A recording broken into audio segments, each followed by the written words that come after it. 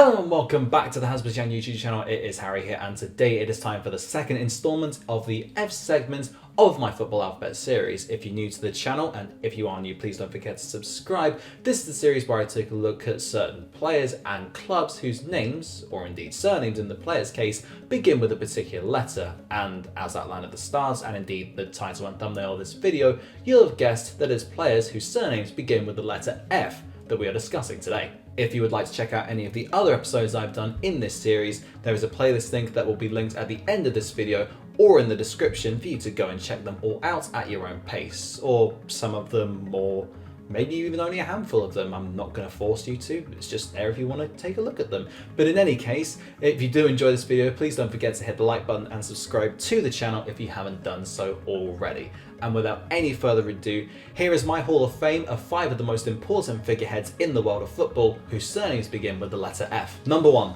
Sir Alex Ferguson. What better way to kickstart this video than by talking about, arguably, the greatest football manager of all time, namely Sir Alex Ferguson. Born in 1941, he was also a decent player in his own right, scoring prolifically in the Scottish top flight for the likes of St Johnstone, Dunfermline, Rangers and Falkirk. Despite only becoming a full-time professional at 22 and suffering numerous injuries which almost led to him deciding to emigrate to Canada, he ended his career with an average of more than a goal every other game. In 1963, he became the first player to score a hat-trick against Rangers at Ibrox, in a game which he said changed his life, given that he became a full-time footballer the following summer. Following a retirement in 1974, he immediately moved into coaching with East Stirlingshire before taking up the St Mirren job. He stayed there for 3 years and helped a squad with an average age of just 19 win the Scottish second tier in 1977, but his dominating personality, alleged intimidation of his secretary, and covert agreements in principle to join Aberdeen led to him being sacked. In a tribunal Ferguson raised against his sacking, the St Mirren chairman, Willie Todd, allegedly claimed that Ferguson had, quote, no managerial ability. To say that Ferguson proved him wrong might be underselling things a little bit. He eventually moved to Aberdeen in 1978 and oversaw the most successful era in the club's history, winning 3 league titles, 4 Scottish Cups, and the European Cup Winners' Cup in 1983. However, he kept his disciplinarian approach to management, with one incident apparently seeing him fine one of his players for overtaking him on a public road, leading to him being nicknamed Furious Fergie. After being considered for the Liverpool job in 1985 and managing Scotland at the 1986 World Cup following the sudden death of then manager Jock Stein, Ferguson moved south of the border to take charge of Manchester United in November 1986. He took over a club in crisis, but after failing to turn things around, there were rumours he would be sacked in January 1990 if they failed to beat Nottingham Forest in the 3rd round of the FA Cup. Mark Robins saved Fergie's blushes with a winning goal, and they went on to win the trophy that season, keeping him in the job and landing him his first piece of silverware in English football. Whilst maintaining his disciplinarian approach, which led to fallouts with a number of players, most notably David Beckham in 2003, he became a master at man management, getting the best out of his squad, adapting to the players at his disposal, and moulding a series of strong teams around those whom he knew he could trust and would give their all for him, and a couple of big money arrivals. From the Eric Cantona-led side of the early 1990s and the class of 92's emergence throughout the late 90s and early 2000s, to the famed Rooney, Ronaldo and Tevez front 3 in the late 2000s, Ferguson managed all of them perfectly and led them to numerous moments of glory. 13 league titles under his watch saw United overtake Liverpool's overall tally of 18, now of course 19, league titles to become the most successful team in England's top flight, 2 Champions Leagues in 1999, as part of a treble no less, and 2008 rubber-stamped his legacy, and 10 domestic cups were also added to the trophy cabinet. He was knighted following the 1999 Champions League triumph and had a stand named after him at Old Trafford in recognition of 25 years of glorious service to the club. He retired on a high in 2013 with his 13th, and obviously last, Premier League title, seemingly unable to work any more magic with a clearly fading United squad, and since his departure, they have failed to return to the heights that they reached under the Scots' guidance. There will never be another like him in the English and perhaps even world game, both in terms of character and unbridled, era-defining success. Number 2. Tom Finney. I'm aware that Ferguson's segment was rather long, so I'll try to make the next 4 a bit briefer, starting with Preston legend Tom Finney, although admittedly, making his segment briefer would do him a disservice. Born in 1922, his career began aged 14 when he responded to an advert in a local newspaper posted by Preston North End asking for juniors to come to a trial, and despite standing at just 4 foot 9 inches at the time, he impressed and was offered a contract. Sadly, like so many others at the time, his career was delayed by the onset of World War II, and although he did well for the club in wartime fixtures, he was called up to the RAF in 1942 and served for 3 years in Italy and Egypt. When the war ended, he made his first team debut for Preston in 1946, aged 24, against Leeds, and after scoring and assisting in the match, newspapers described his performance as a one-man show. That would become a frequent theme for Finney over the course of his career, who came to define Preston North End's fortunes with his exceptional performances. Primarily a right winger, although deployed on the left for England owing to Stanley Matthews' presence, Finney was an exceptional all-round footballer with a fantastic shot, ability to create chances for his teammates at will, and pace and trickery on the ball that made him almost impossible for opposition defences to contain. Matthews was even quoted as saying that Finney, alongside Pele, Diego Maradona, Alfredo Di Stefano and George Best, were the only footballers who could dictate the totality of a game on a regular basis. He spent 12 of his 14 seasons as a professional in the English First Division, although he famously never won a trophy at club level, finishing as runners-up in the league twice in 1954 and 1958, and losing to West Bromwich Albion in the 1954 FA Cup final. He also won 76 caps and scored 30 goals for England, making his national debut just 4 weeks after his Preston debut, and winning 10 home championship titles. In total, he scored 210 goals in 474 games for Preston and assisted plenty more, the exact numbers of which we'll obviously never know, and he retired as the club's undisputed GOAT in 1960. It speaks volumes about just how good Finney was and how paramount he was to Preston's successes that, the season after he retired, the Lancashire outfit were relegated from the First Division and have never returned since. Following retirement, he turned out once a piece for Toronto City and Distillery, but focused primarily on his plumbing business, which he had been running alongside his exploits as a player until he retired from that as well in the 1990s. He died in 2014 at the age of 91. Number 3.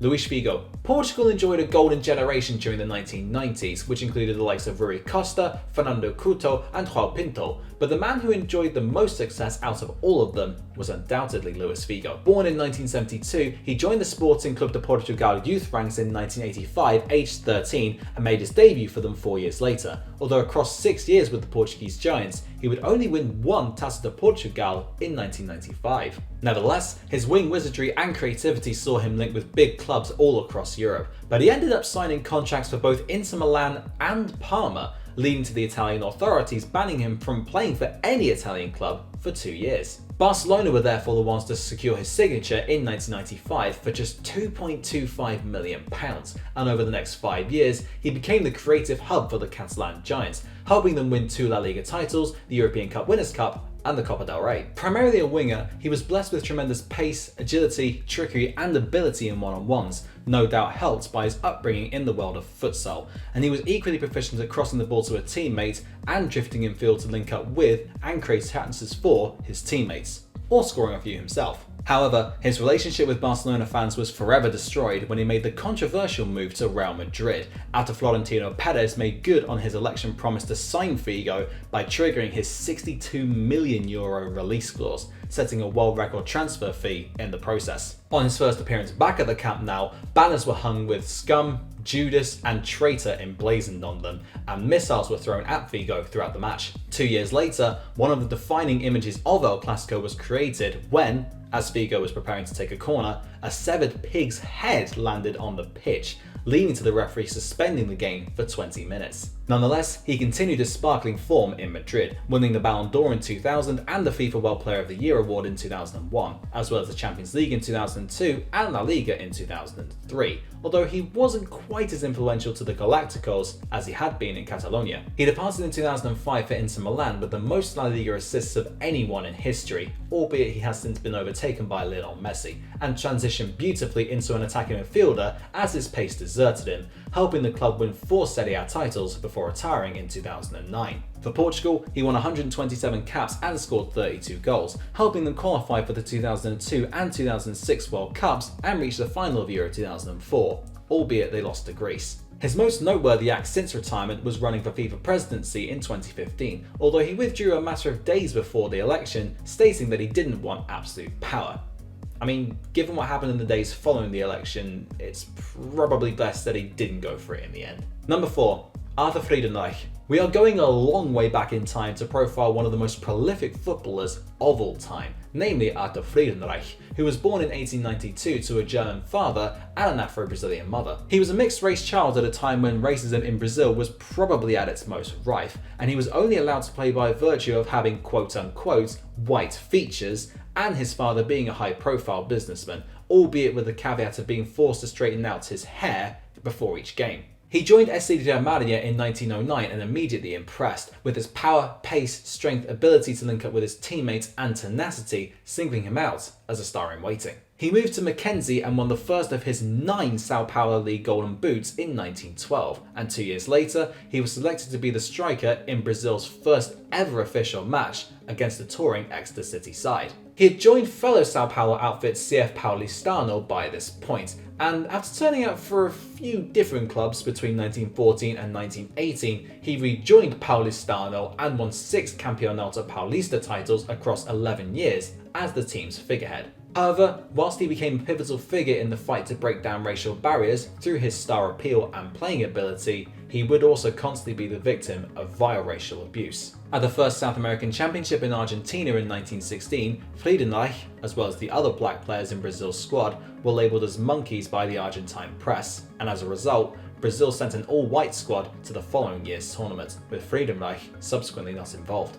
No matter, he returned in 1919 on home soil and scored 4 goals, including the winner in the final against Uruguay, to give Brazil their first international trophy. According to some people, this exact goal facilitated the integration of non-white people into wider Brazilian society, and he continued to batter home goal after goal for his club, including 11 on a European tour in 1925. He continued playing until the age of 43, only retiring as a result of professionalism, which he strongly opposed, being introduced into Brazilian football, although for political reasons he didn't turn out at either the 1930 or 1934 World Cups. He ended his career with a purported tally of 1,329 goals in 1,239 games, although this figure is highly disputed, but we are fairly sure that no fewer than 560 of those goals are legitimate, which is still a phenomenal goal-scoring record however you spin it. Following retirement, he worked at a liquor company, but he sadly developed Alzheimer's disease during the 1960s and died aged 77 in 1969. Number 5. Giacinto Facchetti. Following a series of attackers or wingers, it's nice to end on a defender in the form of Giacinto Facchetti, although given his proclivity to charge forward from fullback, maybe we have a full video of attackers after all. Born in 1942, he joined the youth ranks of Trevigliese in 1957, but after being noticed by then Inter manager Helenio Herrera in 1960, he moved to the San Siro, where he would spend his entire professional career. He began his career as a forward, noted for having a ferocious shot and blistering pace, but Herrera saw something in him which allowed him to transition into an attack-minded fullback, which was a rarity in those days. He pioneered that position perfectly, frequently sprinting forward to launch counter-attacks and lay on chances for his teammates to score via crosses or through balls, or indeed score some of his own. Not only that, but he was astute defensively too, with iron lungs, an innate tackling ability and phenomenal tactical awareness, which facilitated the success of Herrera's Catenaccio system. Across 18 years as a one-club man, Facchetti made 629 appearances in all competitions, notching 75 goals and creating countless more, and in 1964-65 he set a Serie A record for the most goals scored by a defender in a single season with 10, which was only overtaken by Marco Materazzi in 2001. He would win 4 Serie A titles, 2 European Cups, and the Coppa Italia in 1978, his final season with the club, and came runner-up in the Ballon d'Or in 1965. At international level, he played 94 times for the Azzurri and was the captain as they won Euro 1968, winning the semi-final coin toss against the USSR to send the Italians through to the final, and lost to Brazil 2 years later in the World Cup final. He remains the most prolific defender in the history of Serie A with 59 goals, and after retirement in 1978, he took up a number of positions at Inter Milan over the course of the coming decades, including technical director and chairman, a role to which he was elected in 2004. Sadly, just 2 years after his election to that particular post, he died at the age of 64 following a battle with pancreatic cancer, and Inter retired his famous number 3 shirt in his honour. And that just about wraps up today's video, looking at 5 of the most important figureheads in the history of football whose surnames begin with the letter F. If you enjoyed this video, like I said at the start, please don't forget, smash the like button, subscribe to the channel if you haven't done so already. You can ring the notification bell as well to be notified whenever I upload a video straight away, and you can check out all the other episodes that I've done in the Football Alphabet series using the playlist link on screen or in the description down below. Thank you very much for watching, and until next time, I'll see you then.